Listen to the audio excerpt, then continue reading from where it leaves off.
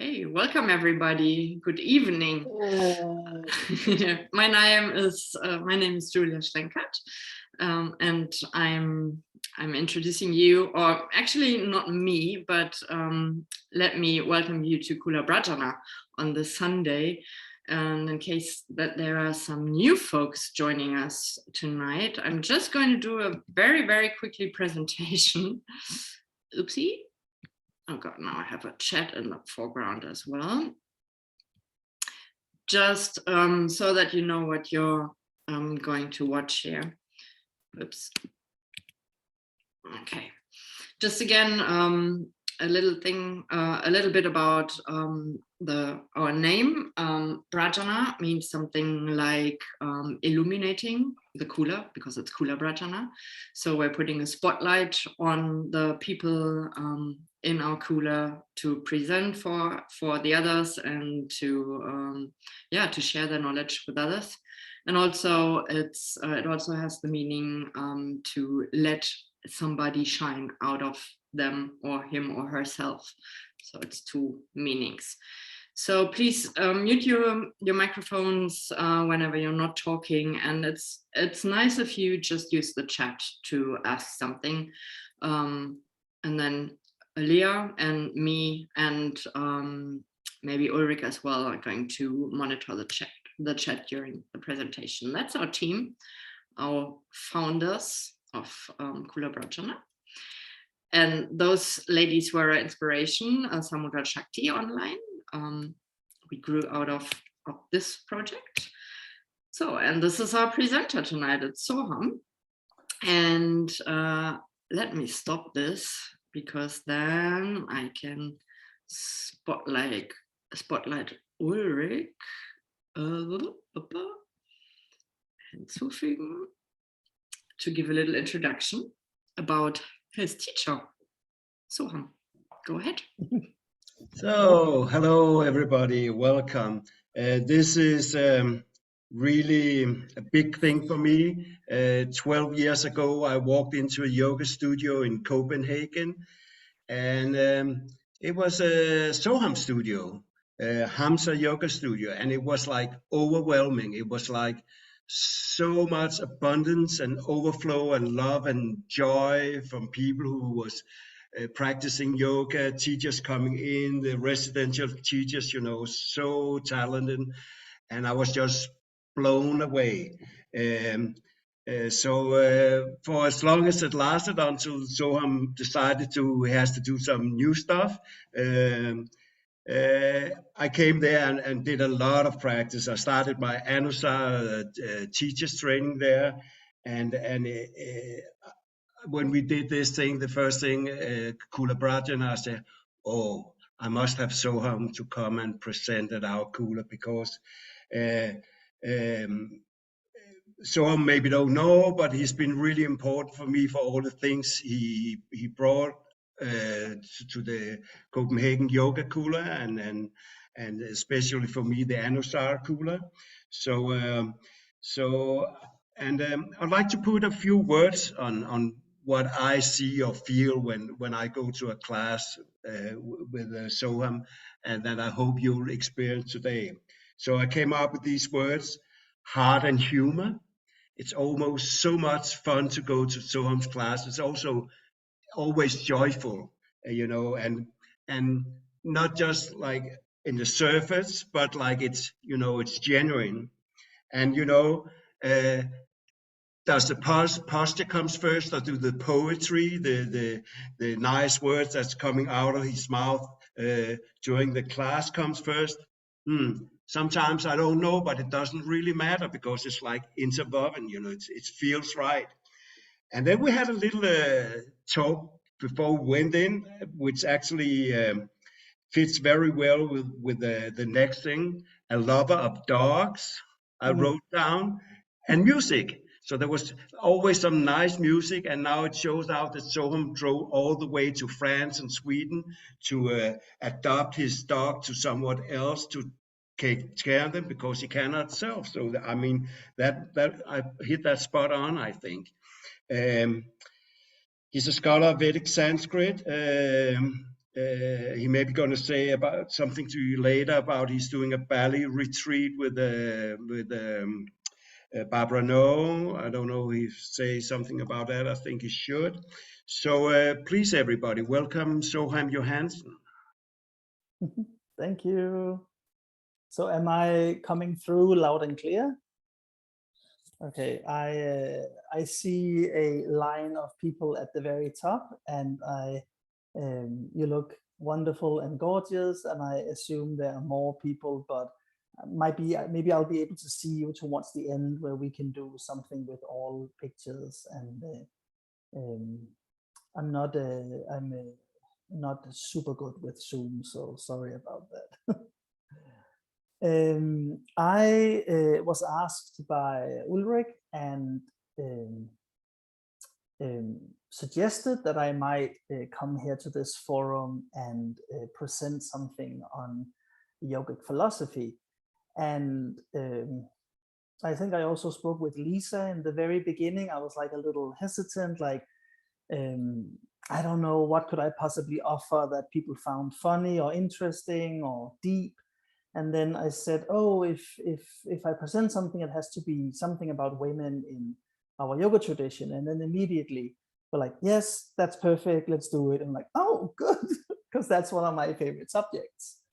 And from there grew this idea of sharing with you some of the poetry from the yoga tradition, from the poet saints of the region of India, but also abroad, broader than that, the Kashmir region, Pakistan, present-day Afghanistan.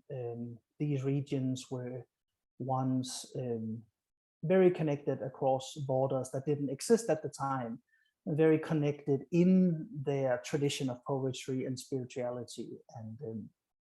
And ancient people made great travels. I just saw the article that came out about half a year ago, but that they found a Lakshmi, an ivory Lakshmi figurine in one of the ruins of one of the houses of Pompeii.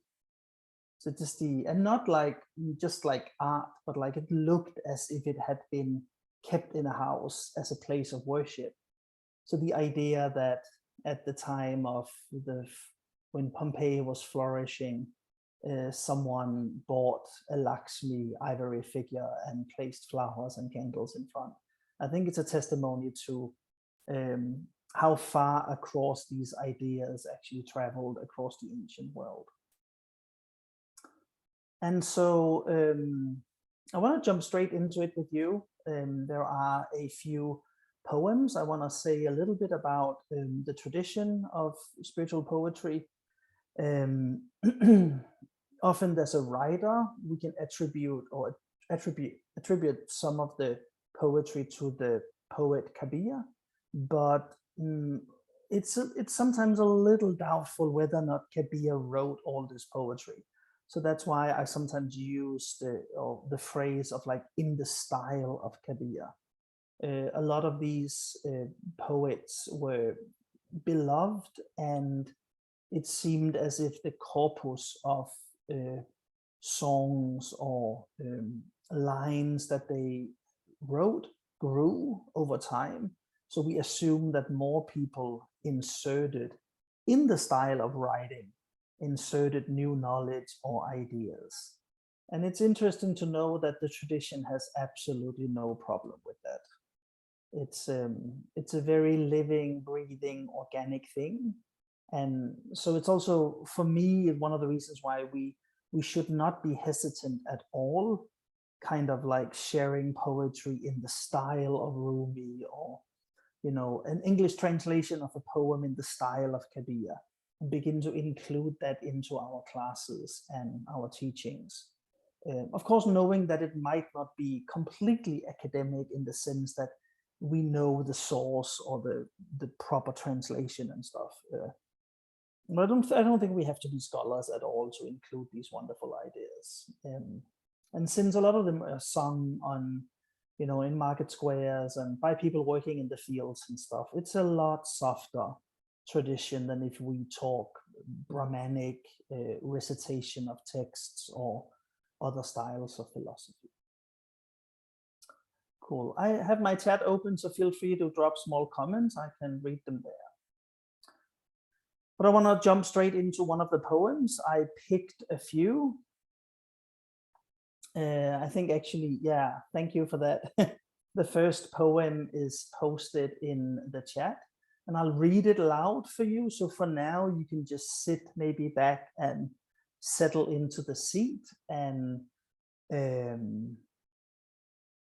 maybe just close your eyes for now. I'll invite you back to the chat later. But as you close your eyes and breathe, one of the words of the poem is to be aware and awake. So how does it feel right now to be aware? Like relaxed, but aware and awake. And with that sense of being aware and awake, yet still relaxed, listen to the words. The poem goes, chant and stay connected to the name. All colors fade in the sun. Shade me from the sun with your umbrella of grace. Under your sky dome, I dance, protected by you. Let's go to the lake where the swan is at play. Roused by the growing, sparkling light of dawn, the swan is aware and awake. A soft rain is falling here when I'm with you. Lightning lights up the sky and the mountains. The sacred spreads to everything. Now let's chant and stay connected to the name.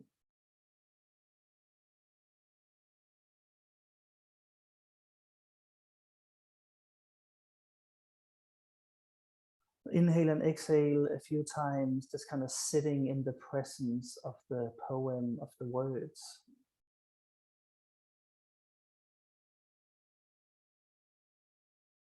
Maybe see if there's one or two things that stands out for you, and then keep that as a mental memory.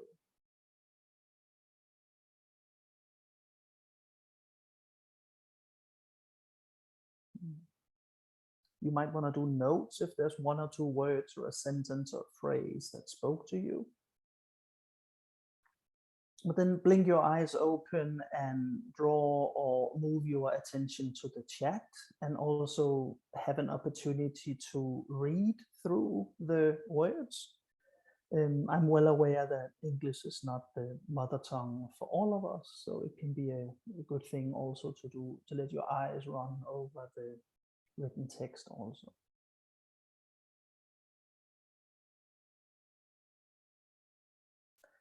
And so what I would love for us to do tonight, or the purpose of the presentation here, is to see how we can not dissect, because that's such a violent thing to do to a poem, but how can we distill the essence or some of the understanding of the poem, and then how can we take that and embody that in a class theme, or even ideas for what poses to do.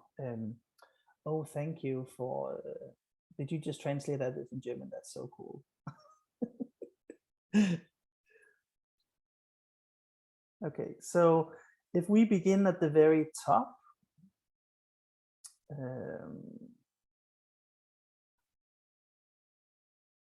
so the phrase chant, we understand that, and stay connected to the name, is this idea that the name of the Lord or the name of the divine, it could be chanting Ram or Shiva.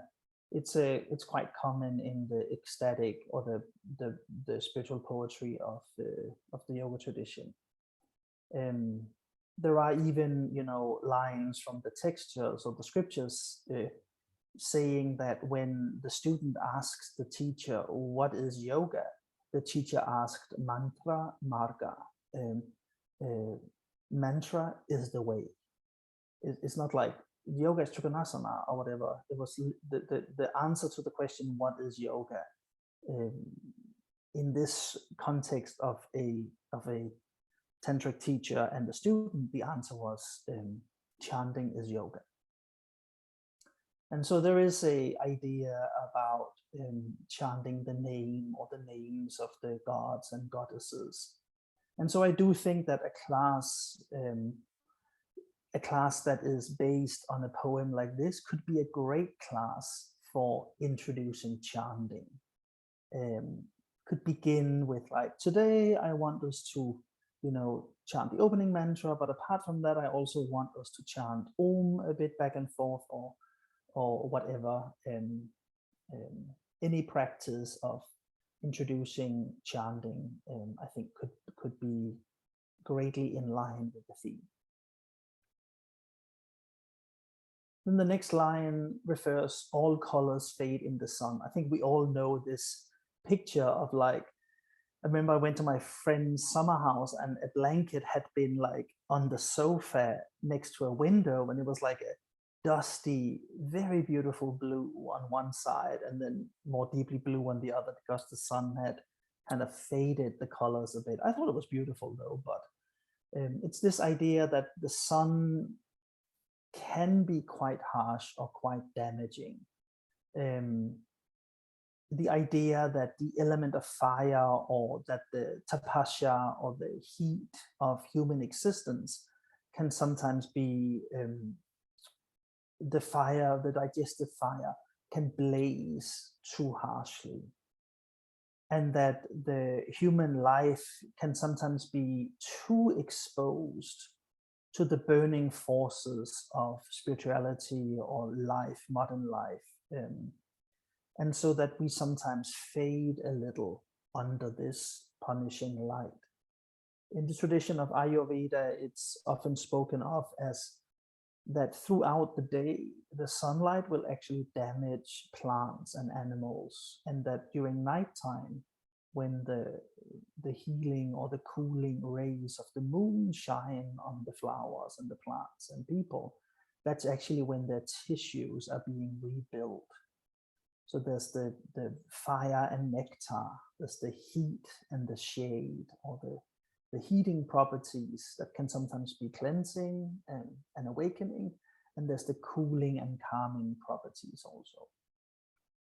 So it could be something like talking about, in class, why we do practice vinyasa, why we do move energy with the force of breath or fire or higher temperature, or melt metals under high temperature, but that we also do need some nectarian practices. He then says, like, since the sun can be a little unforgiving, shade me with your umbrella of grace. This idea of that we sometimes want to protect or give each other shade. Coming from Denmark, I'm sometimes like, yeah, we need more sun, but I've lived quite a fair amount in India, so I totally know what it feels like to just want to crawl along the walls of a house and stay in the shade, and how unforgiving the sun can seem sometimes,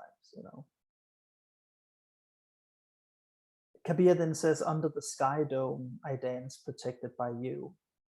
The name, this idea that there is something in yoga or in the remembrance or of yoga or of the divine. There's something that domes us, something that, allows for a protecting dome, that allows you to dance more freely. So what I take away from the first poem and the first verse is that we could introduce something like chanting, and that we could, as a theme, could be something about the duality or the seeming duality of fire and nectar, of heating or cooling practices. And then something about grace being a very, almost thinking of grace as sitting under a tree, giving shade, or an umbrella, something that protects you. Yeah. Any comments or ideas for how to distill some theming or some ideas from the first verse for a yoga class? I know it's not so specific on the poses. I'll be more specific in the next verse about, you know, what we could do with poses. But for the first one, I think it's chanting the duality of fire and nectar, and then something about the quality of grace.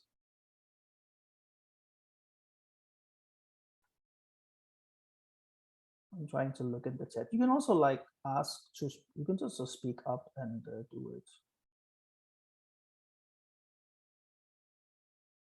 No one. Cool. And you can also speak up in your own language as soon totally. as there is somebody here to translate. Yeah. Okay, so the next verse, it jumps a bit, and I love this verse, by the way, and this is like so prevalent in spiritual poetry, the mentioning of a swan. But the poem says, let's go to the lake.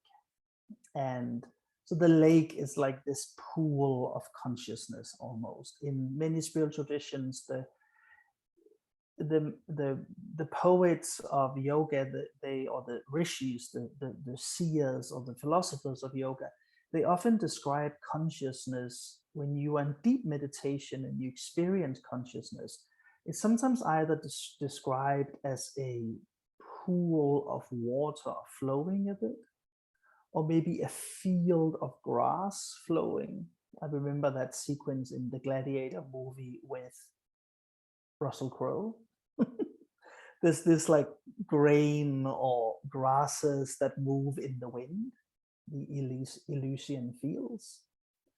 Or sometimes consciousness is described as a piece of fabric or matrix that moves in wave-like motions. So when Kabir says, let's go to the lake, he's saying, let's dip into that field of consciousness where the swan is at play. And the swan is the symbol of the yogic soul, or this creature that flies higher than any other animals. And it's the symbol of Brahman. It's the bird that Brahman transforms himself into. So it's kind of this, we could say soul without going too deep into the definition of soul, you know, but this very precious and playful essence of your being. The swan is roused by the growing and sparkling light of dawn.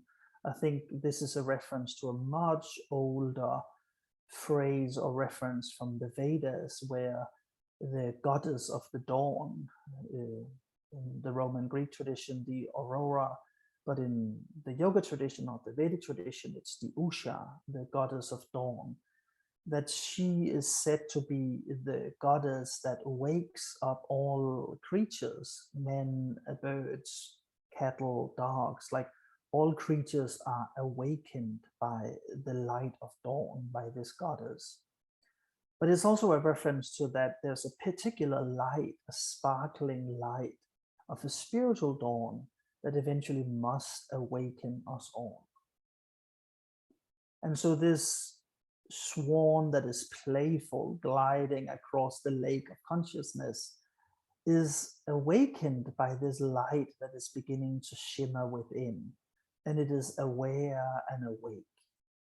So for theming here, if I was to guide meditation in this class, it would be maybe meditating on the swan gliding across a lake, and then being aware and awake, having the quality of awareness and of being awake as we meditate.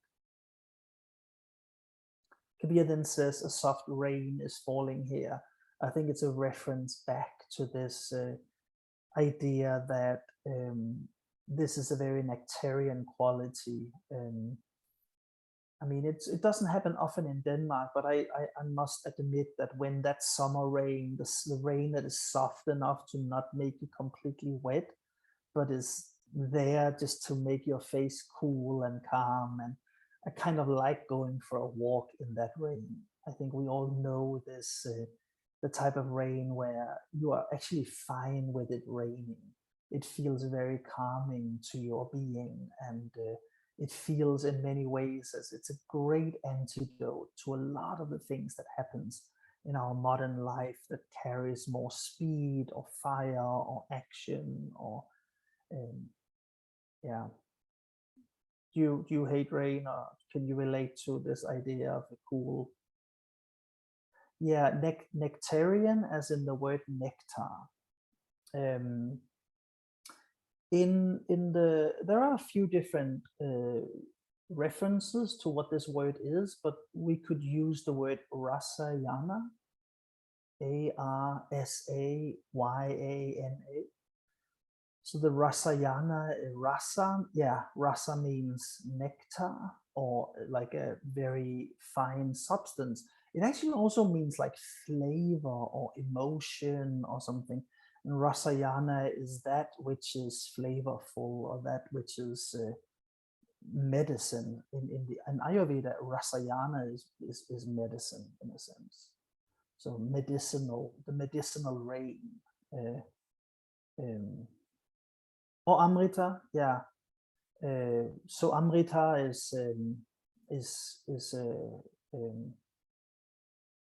probably a little bit more something that happens in the body. The science of amrita is like it's elixir, or something that is held in the human body at the palate and kind of drips down, and it's this like it's this elixir that when you drink it, you become a poet, or you see the world differently. In our Nordic tradition, amongst the Vikings of Scandinavia, there was a certain type of beer that Odin could drink, and when he drank that, he became ecstatic and made poetry. And in the same in India, a bit later than the text that I'm sharing with you now, Amrita was kind of like a quintessential healing substance, opposing the hala, which was like a poison that had somehow mixed itself into existence. There was happiness, but also sorrow, Yeah, but I love Amrita also. Let's use that also. Okay, where did I come to? Okay, yeah, so there's a soft rain falling on my face when I'm with you. And with you, again, a reference to the name, with chanting, when I'm in that, when I'm in the presence of the name, of chanting the sacred name. Lightning lights up the sky and the mountains. I mean, it could be something. I want to relate this also to the 5 universal principles of alignment. If we think sky dome, we could think, and grace, we could think first principle of opening to grace, or to feel the sky dome or the starlit sky, for example. If we think something about the lake and the water quality, the playful quality of water, it could be inner spiral. It's a little absent muscle energy here. I don't know where to find that. But if we think lightning, or the quality of electricity, it could be the organic energy, or sometimes like as a scintillating, or like an expansive quality of light, of lightning shining out. Oh yeah, I guess the earth quality, we can find that in that it lights up the mountains. I guess we have one pose here also. I mean, we have 2 poses. Are any of you familiar with the swan pose, the Hamsasana? It's a pretty high level pose. Can we have a camera turned on someone who steps back and do swan pose? It's the one where you kind of like peacock pose, you're turned like this, where Hamsasana, you're turned like that. It's an impossible wrist pose, and you're kind of like horizontal, so don't try to do it. But we could maybe think of other ways of doing swan. I sometimes go like just the standing back bend like this, and the swans in Copenhagen, particularly the male swans in spring when they are a little horny, they glide across the lake like with the chest like that. So we can be horny swans, you know, little standing backbends. That's me, that's not Kabir, but yeah, so, and then mountain as I guess we can focus on mountain pose also, as this lightning, as this energy of the expansive quality of organic energy of the last universal principle as it spreads across a pose. It could be like how everything comes together in a full Tadasana mountain pose. The sacred spreads to everywhere. It's this idea that when we do that, when we meditate, when we awaken, when the soul is playful, gliding across the lake of consciousness, something quite interesting happens within the science of yoga, the process of yoga, is that we begin to perceive maybe what we see in a church as being sacred, or what we momentarily perceive in rituals as being sacred. We begin to experience that as you leave the church and step outside and maybe sit under a tree, suddenly the town square in front of the church feels as sacred as the feeling was inside. And the meal you're being served suddenly feels as sacred. And the rosé that you have with a friend later that day, that moment feels as sacred. So Kabir says that as you practice this divine yoga, the sacred begins to permeate every particle of the universe.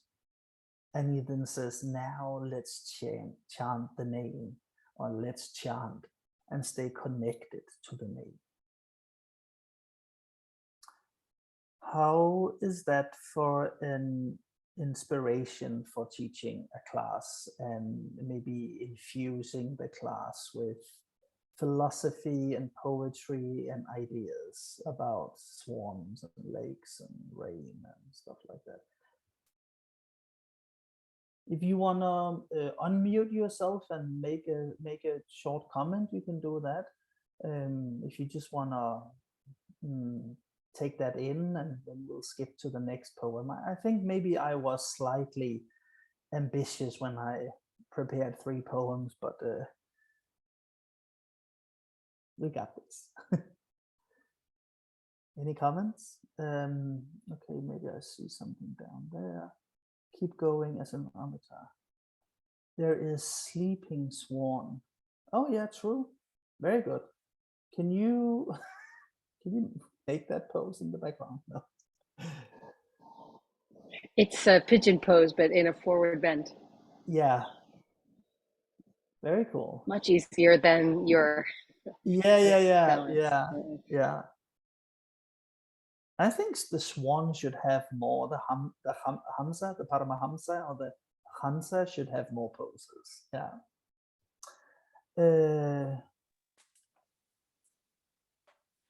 Where is? I think there's a lot of spanda within the qualities. Yeah. And then please repeat the name of the poet and how to spell the name. Okay, so and someone wrote Kabir downstairs. Thank you, you're helping a lot.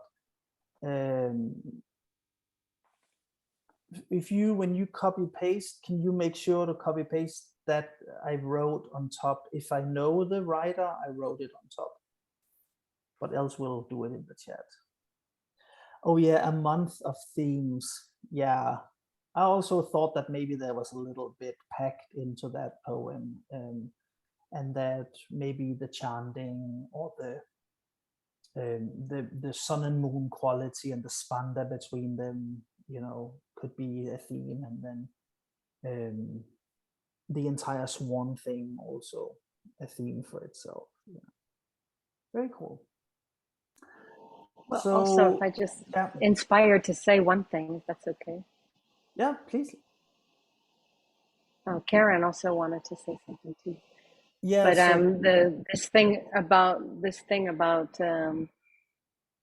almost being burnt by the sun, and that oftentimes in reality we almost have to experience, you know, our own weaknesses in order to see the beauty, you know, to see the lightning in the sky, and to see the what he's mentioning, all these beautiful things that are part of the soft. To be able to open up your senses, sometimes you almost have to be burnt. I guess, I suppose that's also the peak of a class, you know, also that the after you get through the hard part, you know, the slowing down also allows for really opening up the senses. Yeah. I mean, it's not like, I guess Kabir is not saying that the sun is bad or something. It just says like, sometimes I need shade, you know, the intensity of life is imperative for many processes. But sometimes I just need to rest under a tree or feel a cooling rain. I think in our modern life, it's interesting. I talked to all of my friends. Most of my friends are going on holiday to Egypt or Spain, or, you know, like hot and dry places. And I've never had a friend who's like, I'm going to Wales to look at green grass in a silent rain. But probably sometimes it would be better for us to seek out holiday spots that are a little bit more green and lush and with the soft rain in the face. But I think our modern life is very geared towards a lot of fiery practices, a lot of fiery experiences. And so I do wanna, I love when he talks about rain and shade. And Karen, please. Going back to, for example, the swan. Yeah.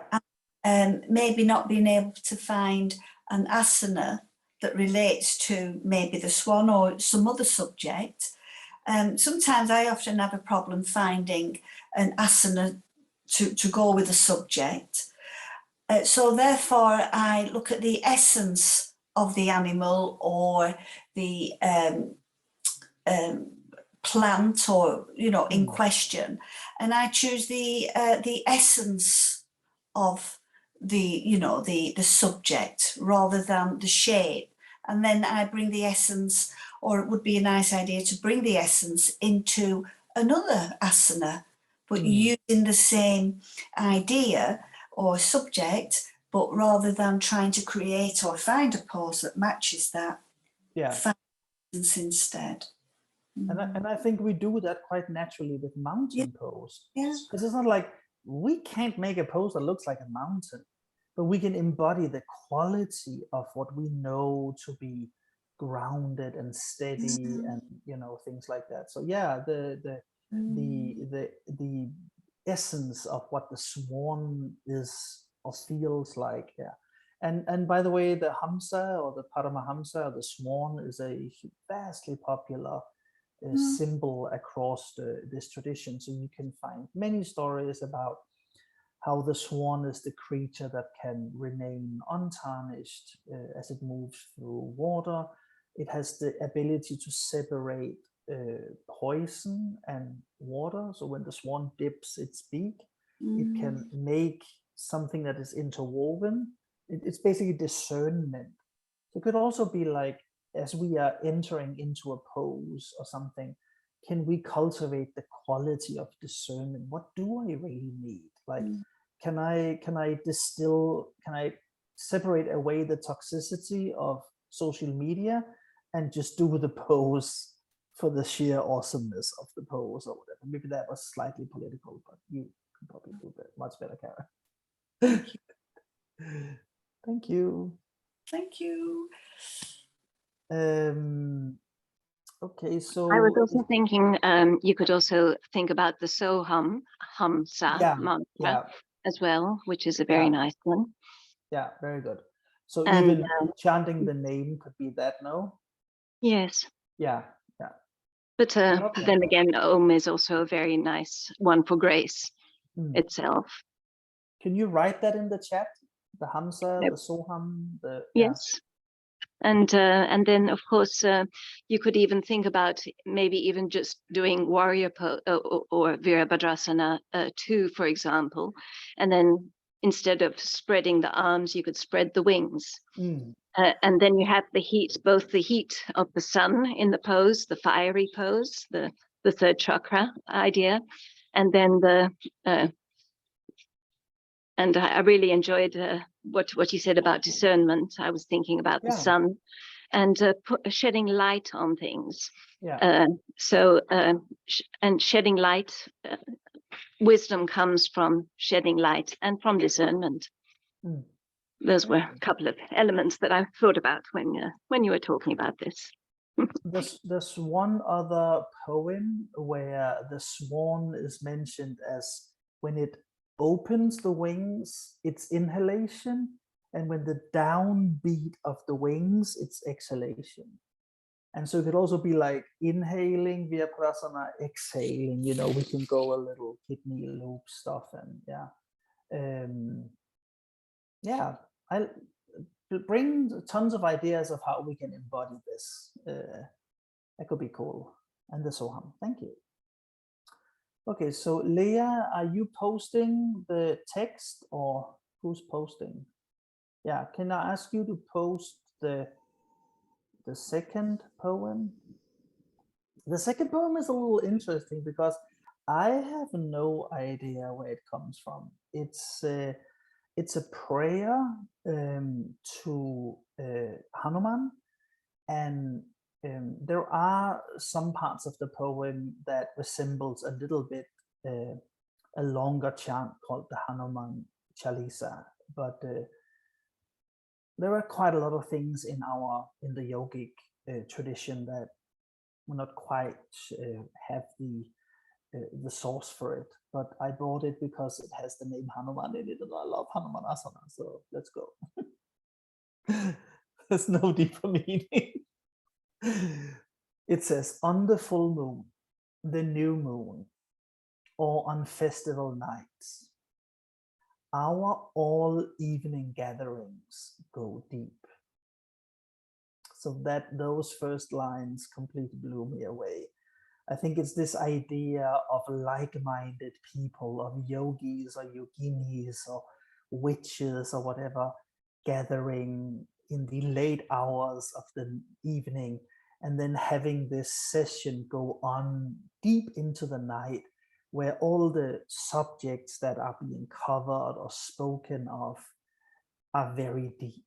And I think we can all relate to these magical moments that happens when you gather with friends and the conversation just evolves and goes deep into the night or all evening, and you leave that conversation kind of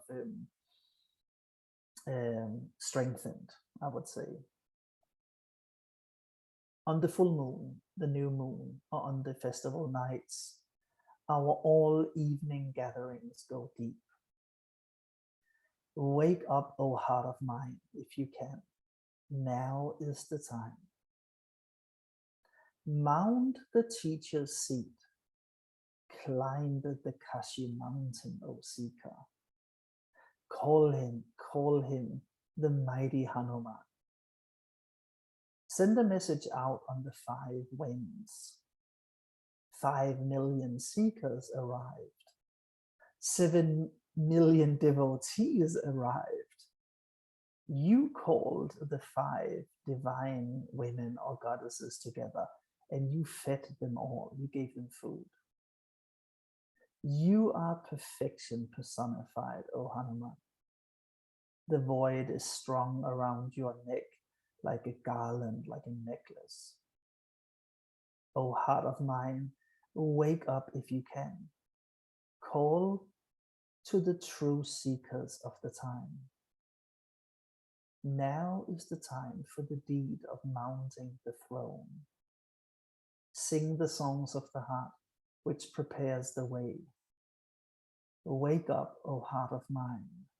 Like Hanuman, reveal your innermost being.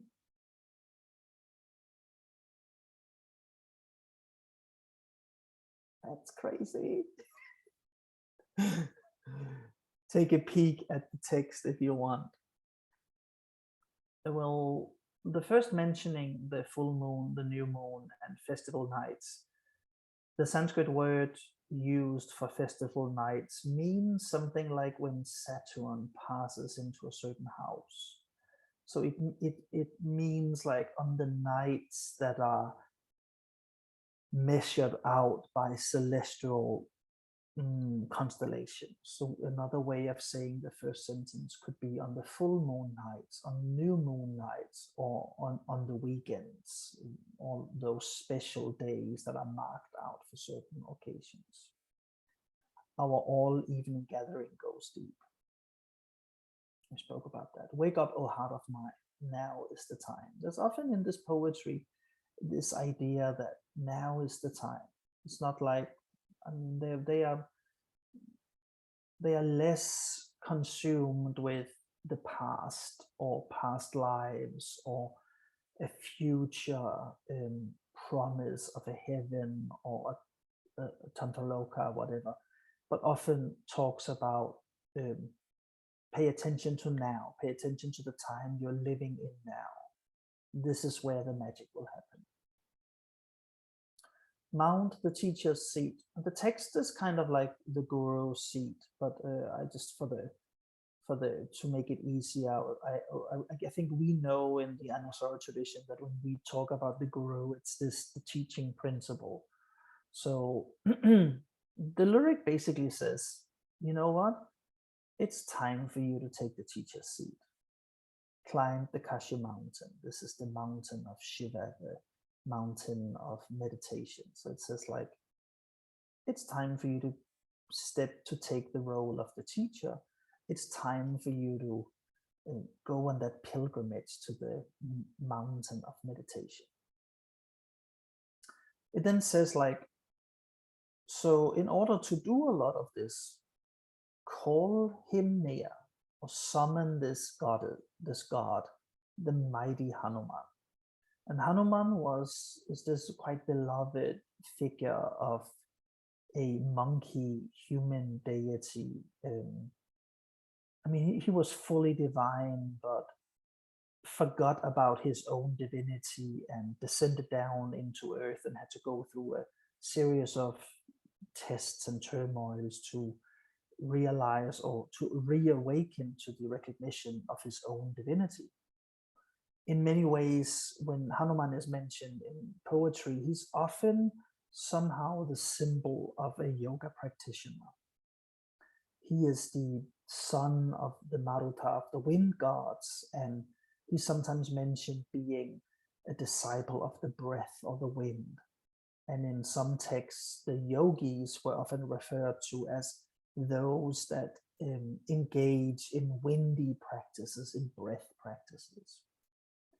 So call to him, call out to the part of you that is the mighty Hanuman, the mighty yoga teacher, the pranayama practitioner.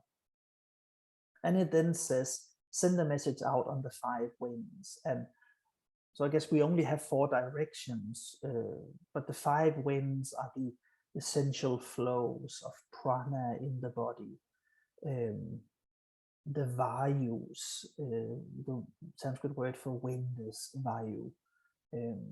So send a message out into all corners of the body on these 5 winds, on the 5 vayus. If you want to write V-A-U, Y-U, you can maybe look up this science or idea of the vayus. If any of you know what I'm talking about, make a little post. I like the idea that, yeah, thank you. Yeah. I like the idea that when you send out this 5 million seekers arrive, and I was looking a little bit for the mentioning of the numbers, and the yoga tradition is quite colorful in the sense that sometimes it mentions that we have 30,000 nadis or, millions of nadis, but I think these 2 next references to astronomical numbers is this idea that when you send out messages into all corners of the body or all corners of your being on those 5 values, what arrives is the millions of nadis, or what arrives at the party or joins the party is the 7 million devotees. Again, another symbol of the many, many energy pathways or crossroads of human existence. And it's the only reference I can find to like millions in the body.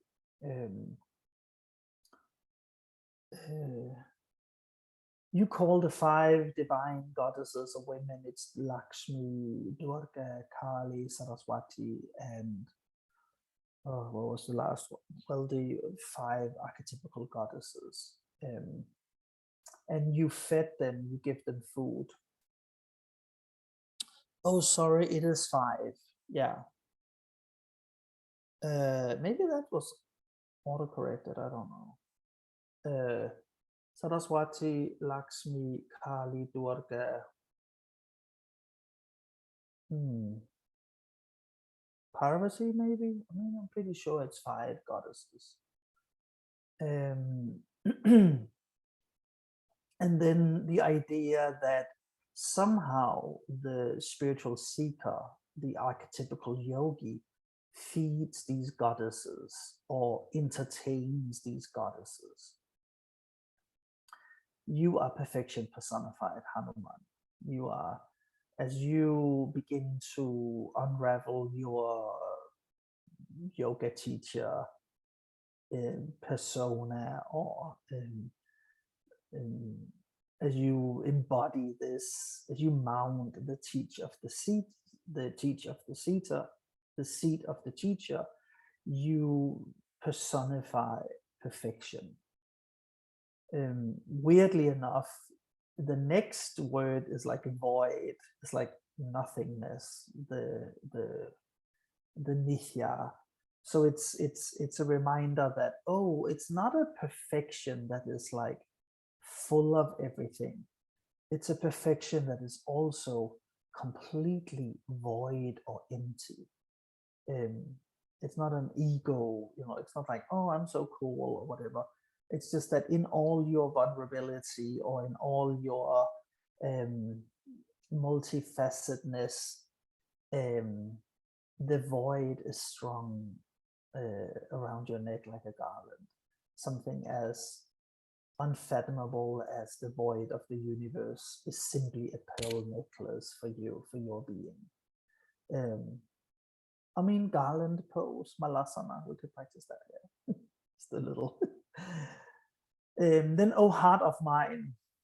Thank you, Saraswati. Are you Lakshmi, Kali, Durga, Parvati? I think that must be it. I will look that up in a second, maybe, and post it.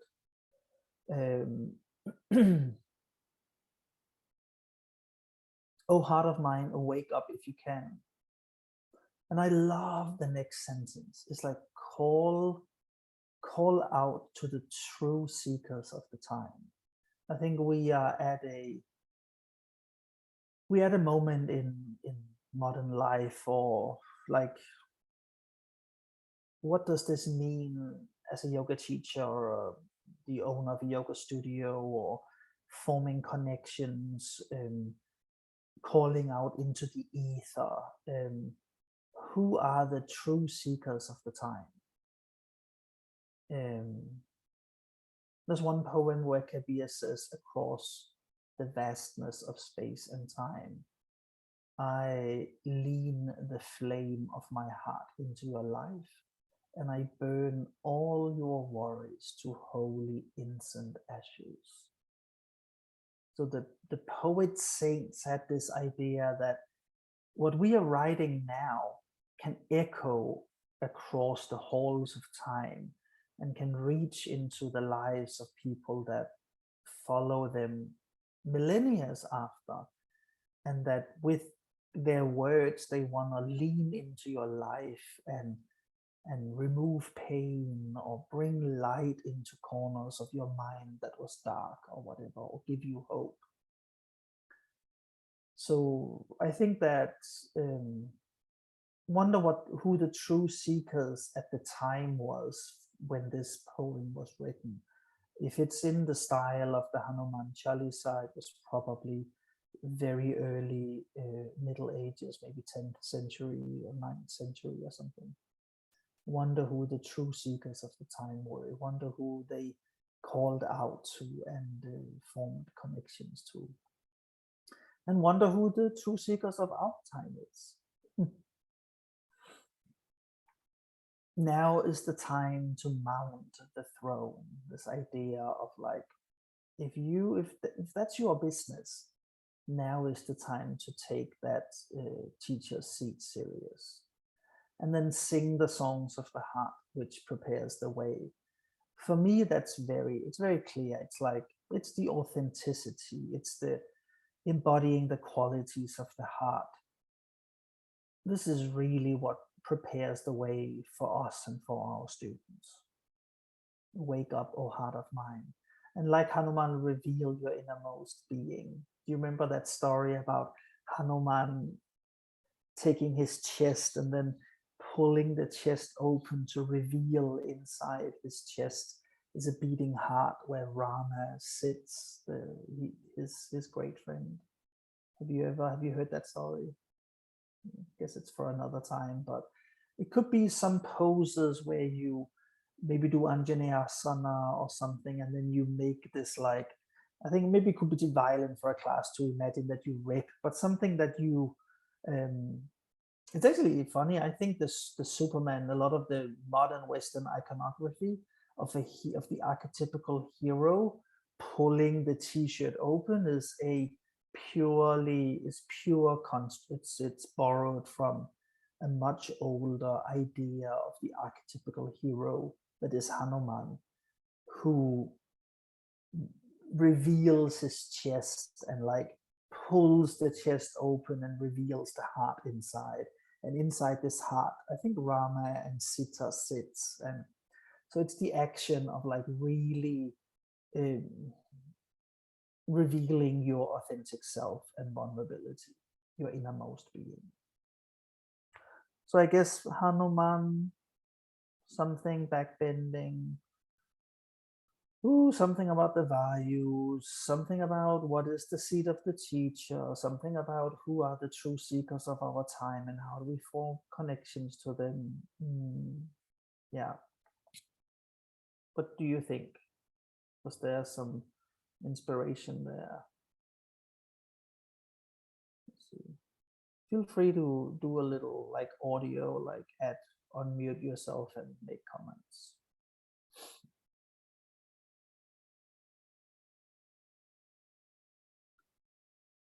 Okay. If I was to say a style, it would be the Hanuman and then Chali, Chalisa. And also read that little Hanuman prayer. Not little, it's about I think it's 68 verses. Yeah.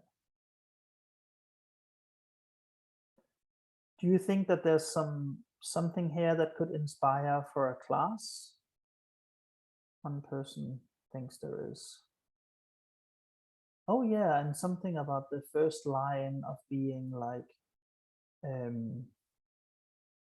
those gatherings of like-minded people that goes deep. They aren't happening at any random given time. Cool. Okay. So also, oh, I just looked at my clock. That's kind of time, isn't it? It is. But Oh gosh. Can we maybe, I don't know. I want to go on. I don't know about you. But we can at least post the third poem and then people can have it too. I would say about the third poem is that for me, this is probably one of the earliest examples of like ecofeminism. It's one of the first scriptural, maybe the Inhenuada hymn of ancient Sumeria, but this is like a female poet that this is probably one of the first times that she's quite clearly pinpointing the essential problems about the patriarchy. And Mauri's story, her own personal story, is really, really interesting about how she was kidnapped or kind of forced into a marriage by a king and was placed in this stronghold and held captive. But then from her connection to servants and travelers and the court in general, she ends up appearing in some of the court meetings and actually giving better advice than the king, because she had heard more news from travelers and from laymen. And so she was a young woman, and her poetry is really beautiful. I like it a lot. I guess you can, and I brought that in because I thought there was some beautiful things about a crow and about the truth, and just overall really wonderful to hear